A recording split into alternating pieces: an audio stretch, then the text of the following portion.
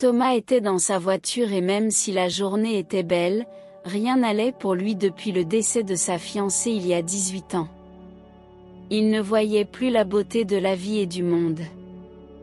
Il était maintenant une personne amère. Insensible et même cruel, il conduisait rapidement vers son entreprise qui était située en centre-ville dans un des immeubles commerciaux les plus chers de la région.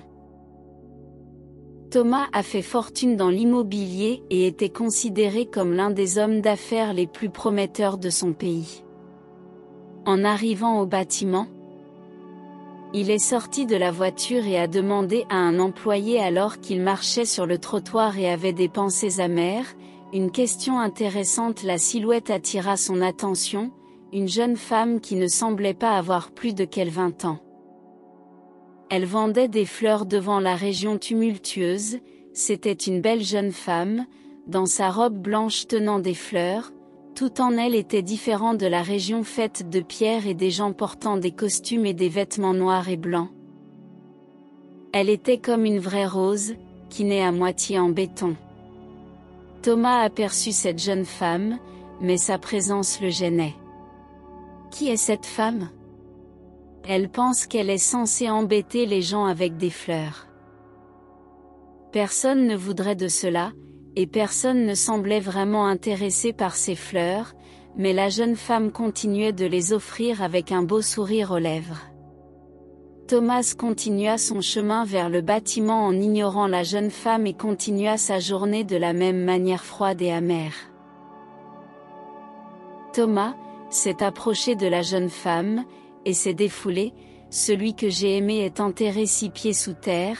La jeune femme a essayé de remonter le moral. Thomas, je suis désolé monsieur, mais l'amour est quelque chose qui transcende le temps et l'espace.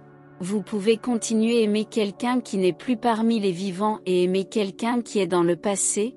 L'amour est quelque chose qui ne meurt jamais si on le nourrit toujours. Je suis sûr que où que se trouve votre proche, elle aimerait recevoir un rappel que je l'aime encore.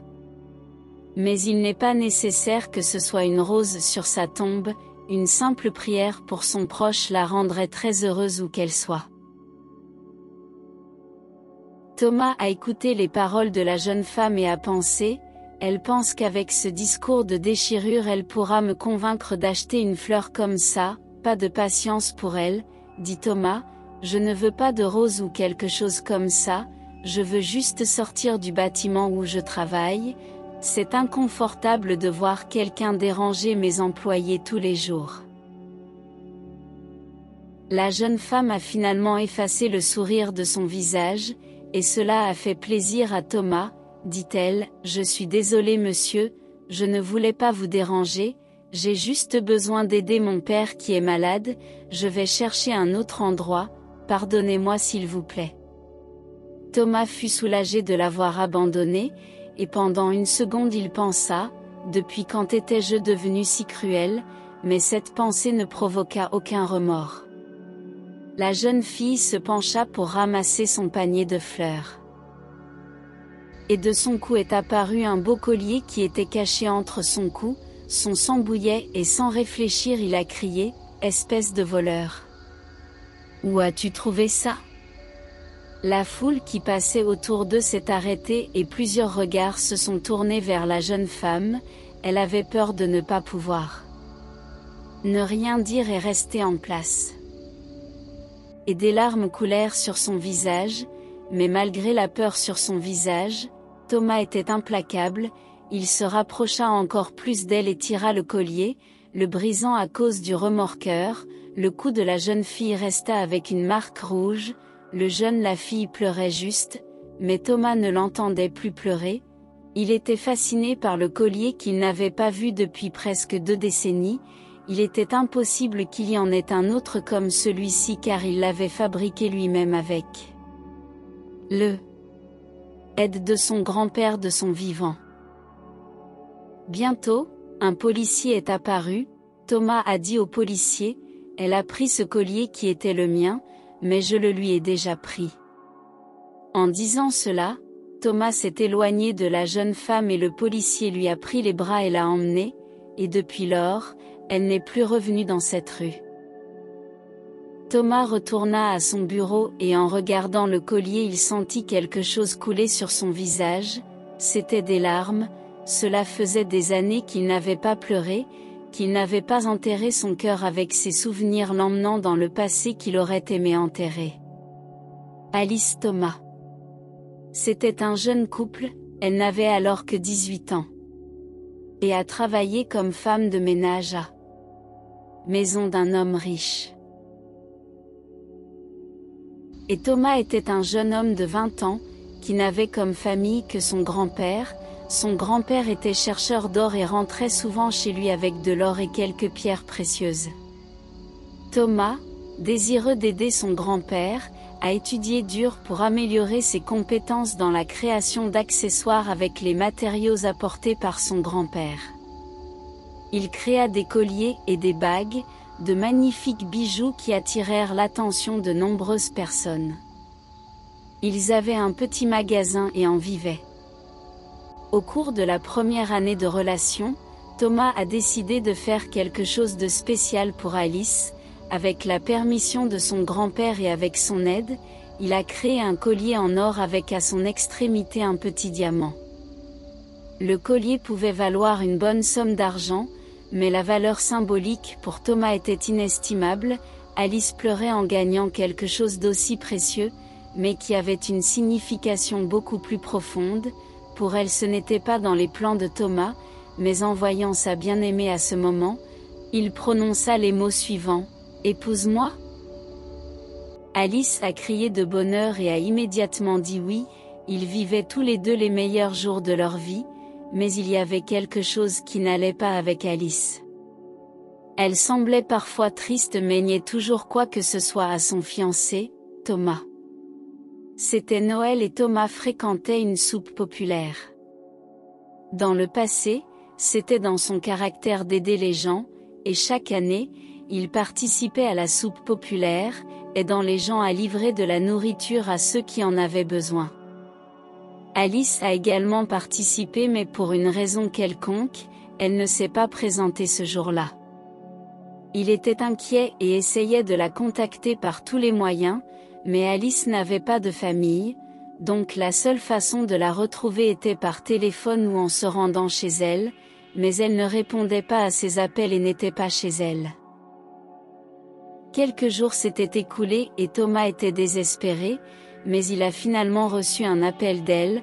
Dans l'appel, Alice a dit: « Mon amour, je me cachais de mon patron, s'il te plaît viens me chercher, c'est un homme dangereux, je ne te l'ai jamais dit mais il m'a toujours harcelé, mais j'avais besoin du travail, cependant, j'ai toujours nié ses avances, quand il a découvert mes fiançailles avec toi, il est devenu fou, s'il te plaît, aide-moi. » Thomas a demandé l'adresse où elle se trouvait et s'est immédiatement rendu sur place.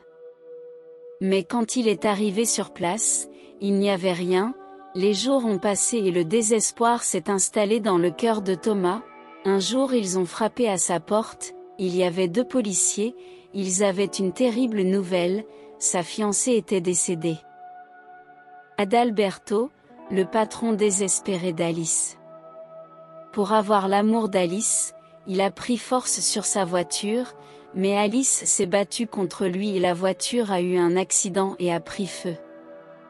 Puis, avec le cercueil fermé, Thomas a enterré sa bien-aimée, et avec sa gentillesse et son bonheur, le grand-père du jeune garçon lui a conseillé de passer à autre chose, de ne pas devenir une personne si amère que ce ne serait pas son souhait, mais Thomas était aveugle et sourd.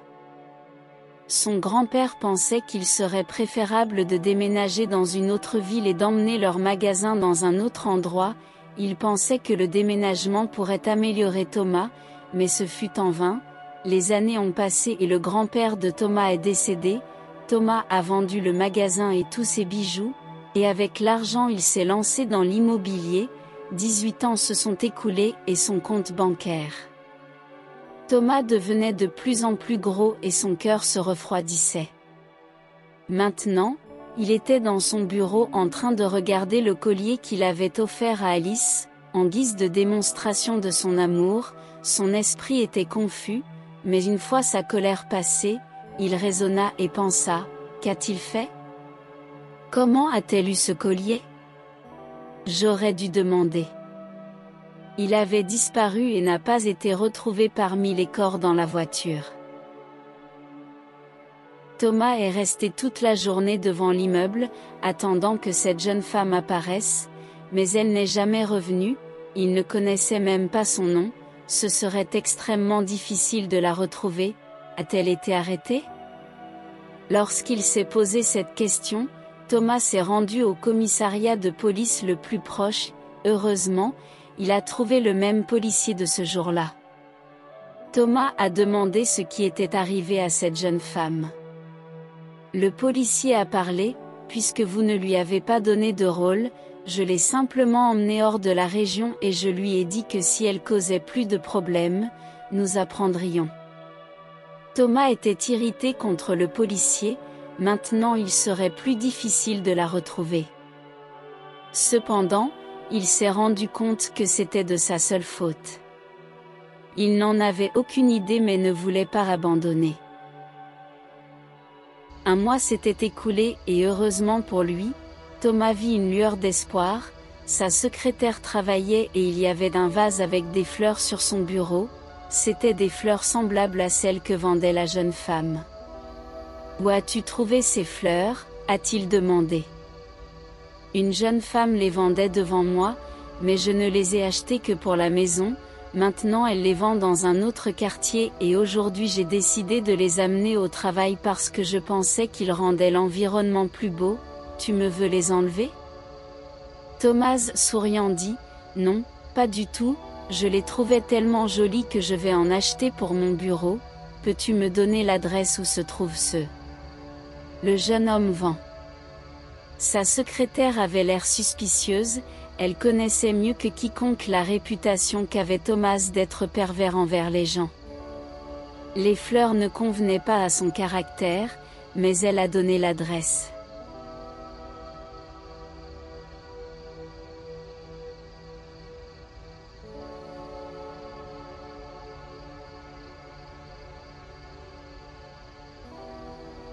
Thomas s'est immédiatement rendu sur place et là il a trouvé la jeune femme qui vendait ses fleurs avec le même sourire. Quand elle a vu Thomas, le sourire a vite disparu.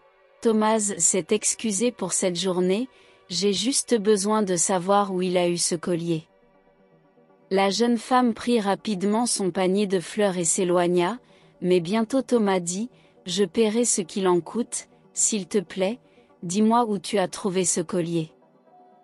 La jeune femme s'arrêta et pensa, malgré sa colère envers cet homme elle avait vraiment besoin d'argent, ok, je vais le dire mais à une condition, tu dois me rendre le collier. Il a dit qu'il accepterait l'accord, mais il a menti, il ne rendrait jamais le collier. Lui révéla la jeune femme qui m'a offert ce collier. C'était mon père, il appartenait à ma mère mais elle est décédée et je vis seule avec mon père, mais il a besoin de médicaments coûteux et ne peut pas travailler.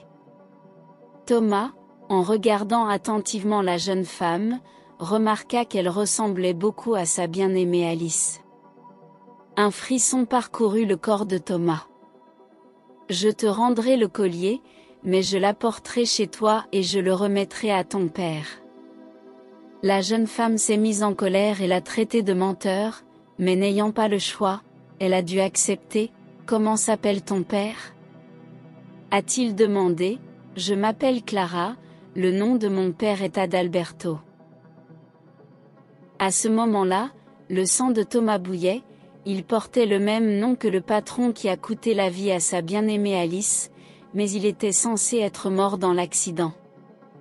Thomas a essayé de cacher ses émotions à Clara et elle lui a donné son adresse. Le même jour plus tard, Thomas était à la porte de sa maison, Clara ouvrit la porte et lui dit qu'il pouvait entrer, mais d'attendre, comme elle n'avait pas encore parlé à son père de ce qui s'était passé, Thomas ne l'entendit pas, et il entra dans la maison à la recherche d'Adalberto. Lorsqu'il entra dans la chambre, il vit un vieil homme malade allongé sur un lit et un fauteuil roulant à son côté. Thomas n'a jamais vu Adalberto en personne mais a vu plusieurs photos de lui lors de ses recherches sur l'accident. Thomas s'avança vers Adalberto, mais Clara courut à la défense de son père. « Arrête !» cria-t-elle. Thomas, aveuglé par la colère, tira fermement Clara par le bras mais la jeune femme défendra son père toute sa vie. Elle ne voulait pas lâcher Thomas, qui essayait d'attaquer Adalberto de toutes les manières possibles. Son père voyant que Clara se faisait blesser par Thomas, Adalberto parla à Clara. « Laissez-le faire ce qu'il a à faire », Clara et Thomas s'arrêtèrent. Adalberto a révélé qu'il était fou d'Alice. Lorsqu'il apprit qu'Alice allait se marier, Adalberto devint encore plus jaloux et s'enferma dans sa maison, utilisant son argent et son pouvoir, simulant un accident et payant 2 policiers pour annoncer la fausse nouvelle à Thomas. Après quelques mois de vie sans pouvoir quitter la maison d'Adalberto, il remarqua que le ventre d'Alice grossissait, qu'elle était enceinte, cela le mettait encore plus en colère. Alice a essayé par tous les moyens de s'échapper des lieux mais n'y est jamais parvenue. 9 mois se sont écoulés et Alice a donné naissance à Clara. Adalberto était fatigué des tentatives d'évasion d'Alice et l'a finalement laissé sortir, mais il ne l'a pas laissé passer facilement. Adalberto s'est enfui avec Clara. Alice était désespérée et a cherché Clara, mais ne l'a jamais trouvée. Il a également essayé de s'en prendre à Thomas mais il n'habitait plus au même endroit. Depuis lors on ne savait pas où se trouvait Alice. Adalberto a élevé Clara comme sa fille et lui a raconté plusieurs mensonges, mais le temps et l'âge ont fait des ravages sur l'homme qui a rapidement présenté plusieurs problèmes de santé. En plus, sa fortune s'était épuisée. Tout ce qu'il avait de valeur était un collier qu'il avait pris à Alice avant de s'enfuir avec Clara.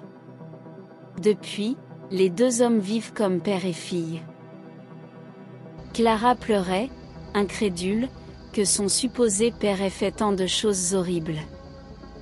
Thomas regarda la fille, elle était la fille de son amour avec Alice. En la regardant il remarqua son cou violet à cause du collier qu'il lui avait retiré. Il remarqua aussi que son bras était rouge parce qu'il l'avait éloigné. « Je suis devenu un monstre, j'ai aussi fait ça à ma propre fille. » Thomas fondit en larmes. C'était maintenant un homme de 40 ans qui pleurait comme un enfant. Il supplia Clara de lui pardonner mais sa voix s'étouffait et elle pouvait à peine comprendre mais même sans comprendre elle sentit ce qu'il disait. Elle essuya ses larmes et dit « Papa, où est ma mère ?» Adalberto a regardé dans l'espace et a dit l'adresse. La dernière fois que j'ai entendu parler d'elle, elle vivait dans cette maison, mais c'était il y a quelque temps. Clara a dit « Peux-tu m'emmener chez ma mère ?» Bien sûr, a dit Thomas en séchant ses larmes dans la voiture. Ils étaient tous les 2 silencieux. « Je sais que tu es mon père mais ne t'attends pas à ce que je t'appelle comme ça, dit Clara en brisant le silence. Je comprends que je t'ai fait des choses horribles, j'espère que tu me pardonneras un jour. Je suis devenue une personne horrible, j'étais faible, je vais essayer de changer. Encore une fois, pardonne-moi, dit Thomas. Les 2 arrivèrent dans une belle maison. Clara frappa à la porte et une femme qu'elle n'avait jamais vue l'ouvrit. « J'aimerais parler à Alice, dit Clara. Bientôt la femme répond, « C'est moi, qu'est-ce que tu veux ?» Clara a pleuré et souri en même temps, « Je suis Clara, ta fille. » Maintenant, ils pleuraient tous les 2 en s'étreignant. Alice sentit toute la douleur disparaître. Toutes les souffrances qu'il a vécues ces dernières années. Alice et Thomas s'étreignirent et ne pouvaient se quitter des yeux. « Mon amour, comme tu es devenu un bel homme, dit-elle, le temps n'a pas été si gentil avec moi. J'ai beaucoup vieilli, dit Alice, j'espère que tu m'aimes toujours même si je suis plus âgée et finie. Thomas sourit, mon amour, tu es toujours la plus belle femme de ce monde, et rien ni personne ne me fera penser différemment. Je t'aime. Les deux s'embrassèrent alors et réalisèrent que l'amour entre eux n'avait pas changé.